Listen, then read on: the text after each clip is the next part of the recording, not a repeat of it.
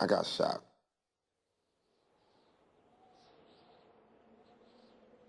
I always felt like I'd be shot.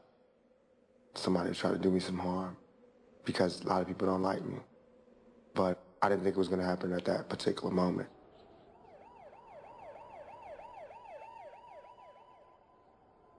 I'm surprised, but I'm happy. I believe that, this is all in God's hands. And I'm very appreciative to God for everything I've gotten to do.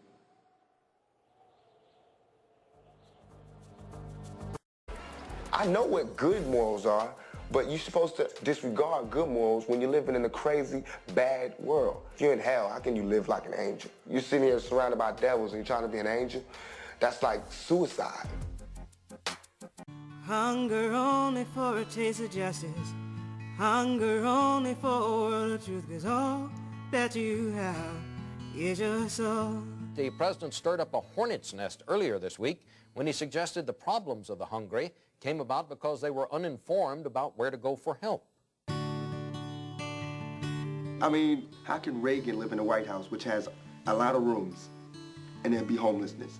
And he's talking about helping homelessness. I don't believe that there is anyone that is going hungry in America simply by reason of denial or lack of ability to feed them. It is by people not knowing where or how to get this help. Why can't he take some of them people off the street and put them in his White House?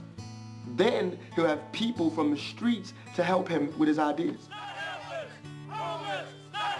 They haven't been homeless forever. They've done things in society, but then the White House would be a little tainted because he doesn't want to get dirty. Growing up in America, I loved my childhood, but I hated growing up poor. We live in hell. We live in the gutter. We are living in a war zone. We got us stacked up 80 deep in one building. By the time you get out your house, you strapped to protect yourself. This is the ballad of a dead soldier. Life of crime, close your eyes, hear the ballad of a dead soldier. Crazy world full of close your eyes. The same crime element that white people are scared of, black people are scared of. While they waiting for the legislation to pass and everything, we next door to the killer. All them killers that they letting out, they right there in that building. Just because we black, we get along with the killers or something? What is that? We need protection too. Nigga, you know, it's the ballad of a dead soldier.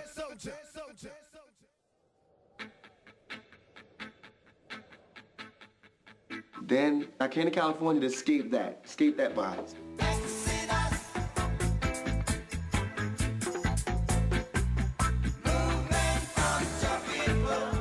Come to Marin City, and there's even more poverty. I was finally starting to see it. The one thing we do have in common as black people is we share that poverty.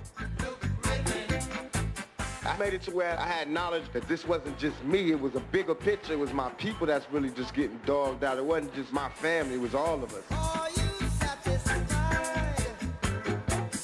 with the life you're living? A liberal Democrat. And I'm a conservative Republican. But we're both worried about the society our children live in today. But that makes me want to rise to the occasion. You know what I'm saying? What makes me want to give my whole life to him. And I will give my whole life to this plan that I have for Thug Life. That's my new posse. That's my new way of thinking. That's how we rolling in the 9-3. Thug Life. When I'm saying thug, I mean not criminal, someone to beat you over the head. I mean the underdog. I am against racial and ethnic entitlements. I think they are un-American. I don't understand why America doesn't understand Thug Life. America is Thug Life. What makes me saying I don't give a fuck different than Patrick Henry saying give me liberty or give me death? What makes my freedom less worth fighting for than Bosnians or whoever they want to fight for this year? They should give money to the ghetto. Damn. Sometimes life gets messed up.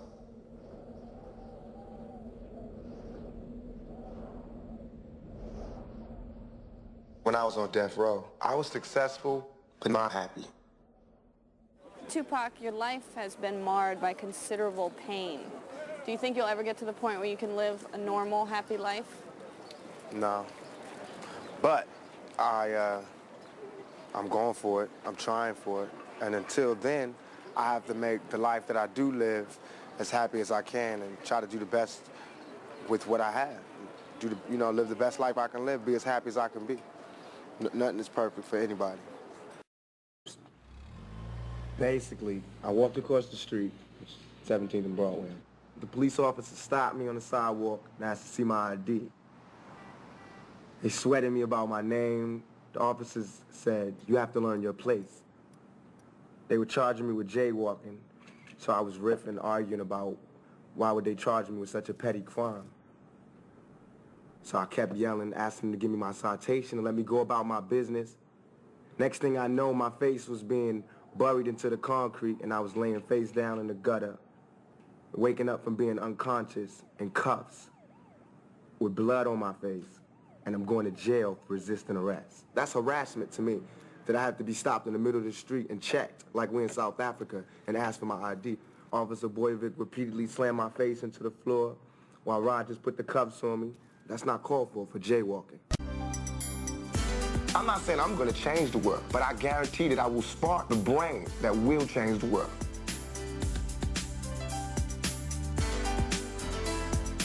So keep your head up. Do what you got to do. And then inside of you, I'll be reborn.